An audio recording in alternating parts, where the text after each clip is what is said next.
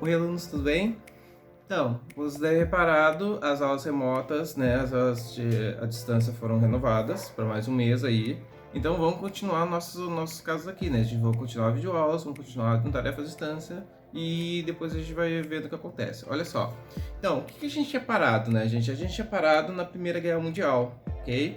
Primeira Guerra Mundial, lembra, né, gente? Assim, ó, nós temos um mundo agora em frangalhos por causa de uma enorme tragédia que veio acontecer logo da Primeira Guerra Mundial, e aí muitos países estão tendo que reestruturar toda a sua economia, tendo que reestruturar toda a sua lógica até de visão de mundo, porque estão virtualmente destruídos, ok? Pelos conflitos, perdas humanas, etc, etc. Tá, ok. Nós temos alguns países também, e agora a gente vai começar a ver sobre as questões da Revolução Russa e como isso vai também desenvolver as ideias do comunismo e socialismo, que é um assunto bem espinhento, porque hoje muita gente fala sobre isso e não faz ideia do que está falando. Essa é a grande verdade, a grande maioria não sabe o que é socialismo e comunismo, mas um pouco mais adiante. Primeiro a gente tem que entender, tá, sobre a Rússia primeiro, tá? O que tem a ver, o que a Rússia tem com o assunto todo. Olha só. Nós temos uma Rússia que ela vai se desenvolver muito isolada do resto do mundo durante boa parte da sua história, tá? Tanto que ao contrário de muitos países, gente, eles ainda estão vivendo sobre a ótica ainda do imperialismo, ou seja, todo o poder está concentrado na mão do imperador que na Rússia se chama czar. Tá? Czar veio da palavra César, do Império Romano, ainda lá atrás, gente, pra vocês terem uma noção, né? Então o que acontece, gente, assim, ó, o czar russo, ele é o grande imperador, né? Também tivemos czarinas, tudo mais, mas todo o poder é concentrado ali, então ele tem que decidir sobre todos os assuntos, tudo mais, né? Ou seja, gente, que eu já tinha falado pra vocês, gente, assim, ó, monarquias são a pior forma de governo ever, não importa que ótica tu coloque, nunca dá certo. E aqui tava dando incrivelmente errado, talvez até um pouco mais que outros lugares, mas enfim. Nós temos aqui então, gente, toda essa questão do czar, né, os poderes concentrados na mão dele e tudo mais, tá? Que nós também temos, né, nós temos uma industrialização que vai chegar de maneira muito tarde também, dentro da Rússia, tá? Com a questão da industrialização, né, gente, assim, ó, ela vem as relações de trabalho, de trabalhadores e seus empregadores, seus patrões. E nisso, gente, começam já os conflitos, que é uma coisa que um carinha chamado Karl Marx já tinha colocado na sua obra chamada O Capital. Acho que depois eu vou fazer um vídeo só sobre ele, tá? Então o que acontece, gente? Assim, ó, as ideias do Marx, elas começam então a se disseminar entre os trabalhadores russos, o operariado russo, porque justamente já começam a ver nas relações de maneira totalmente desiguais, começa a ter ali os seus grandes conflitos, ok? Nós temos 3 cidades que vão ser o centro da industrialização russa, né? Que é Moscou, que até hoje é a capital da Rússia, né? Mais, né? São Petersburgo, né? E Baku, tá? Então o que acontece, gente? Assim, ó, também nós temos a abolição da servidão, ela foi acontecer só em 1861. Tá? Ou seja, servidão, você ter servos, sabe? As pessoas trabalhando para vocês e tudo mais. Então a Rússia está saindo de uma relação muito feudal ainda, tá? Muito de Idade Média, mais moderna, e ela ainda não está na Idade Contemporânea. Então, isso vai mudar muita coisa em todas aquelas relações. Okay? Isso vai ser bem importante para todas essas relações. Nós temos a família real russa, tá? Nós temos a família... Agora tivemos muitos czares ao longo da história, beleza? Alguns até que fizeram um bom governo, outros catastróficos, e nós vamos ter o mais catastrófico ainda, por incrível que pareça, tá? Então o que acontece, gente? Assim, ó, atualmente, quando nós estivermos falando, no período que nós estamos falando da dinastia dos Romanov, tá? Nicolau, então, que é o czar, né? Ele literalmente é aquela situação onde a última pessoa que serviria para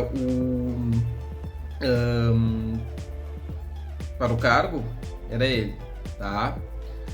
O czar Nicolau literalmente, gente, ele não tinha nenhuma aptidão política para nada.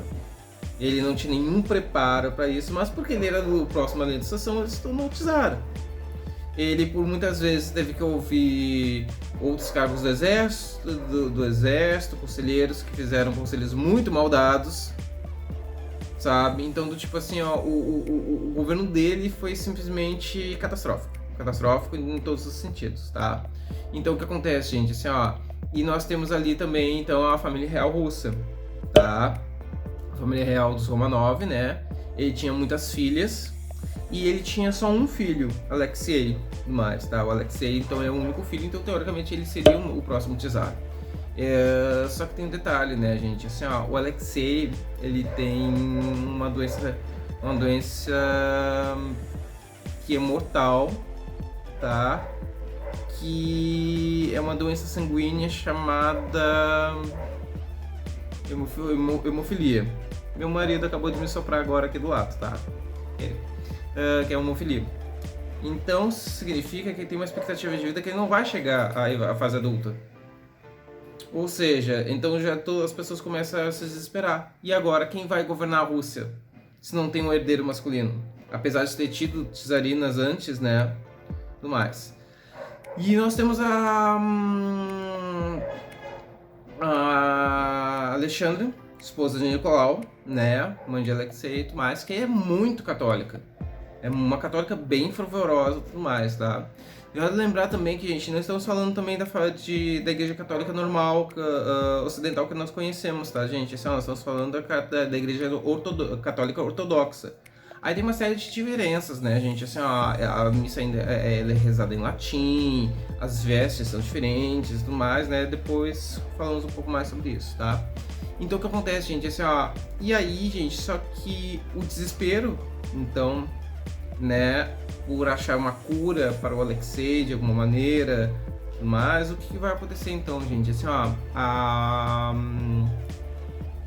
Tsarina vai ficar sabendo de um homem com dons de cura, tá? Chamado Rasputin. E essa é uma peça importante dentro de todos esses processos, sabe? Porque eu acho que ele realmente acelera muito o processo de deteriorização da família real, né, tudo mais, tá? Porque o que acontece, gente? Assim, esse Rasputin, então, gente, assim, ele é uma pessoa muito enigmática na história, pouco se sabe sobre ele. A gente sabe que ele vem do interior da Rússia, né, mas ele é uma espécie de clérigo, é uma espécie de religioso, que, segundo dizem, ele teria dons curativos de alguma maneira, sabe? Ele estava ficando, inclusive, famoso pela Rússia sobre isso. Muitas pessoas requisitavam audiências com ele e tudo mais, tá? E nisso, a família real tem uma audiência com ele para ele tratar do Alexei. E as fontes que eu tenho, o que eu li, diz que ele conseguia, né, amenizar a dor do jovem Alexei. Então as pessoas achavam que ele poderia estar sendo curado pelo Rasputin.